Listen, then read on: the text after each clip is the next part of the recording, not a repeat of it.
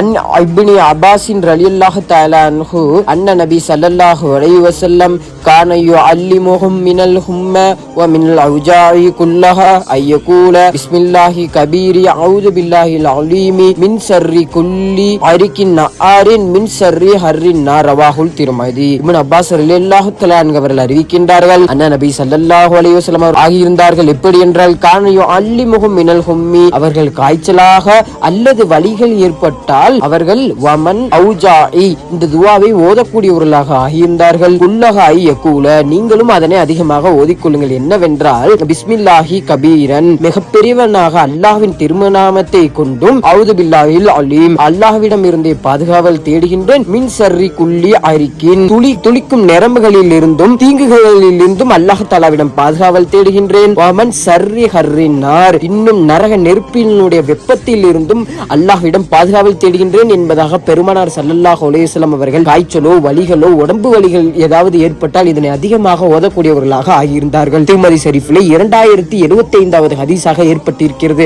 நாமும் இந்த நோய்வாய்ப்பட்ட நேரத்திலும் இன்னும் மற்றவர்கள் யாராவது காய்ச்சலோ வலிகளில் ஏற்பட்டவர்களாக இருந்தால் நாம் இந்த துஆவை அவர்களுக்கு கற்றுக் கொடுத்து பெருமானார் ஸல்லல்லாஹு அலைஹி வஸல்லம் அவர்கள் ஓதியிருக்கின்றார்கள் என்றால் கண்டிப்பாக அதிலே மகத்துவம் இருக்கின்றது, இன்னும் அதிலே ஷிஃபாவும் இருக்கின்றது. அதனை நாம் ஓதி நம்மளும் நம்மளுடைய உடம்புகளை ஷிஃபாவாக ஆக்கிக் கொள்வதற்கும், இன்னும் அல்லாஹ்விடம் நம்மளுடைய உடம்பிற்கும் நம்மளுடைய குடும்பத்தினுடைய ஷிஃபாவிற்கும் கேட்டு வல்ல ரஹ்மான் நம் அனைவரும் நல்லபடியாக வாழ்வதற்கு அருள் புரிவானாக.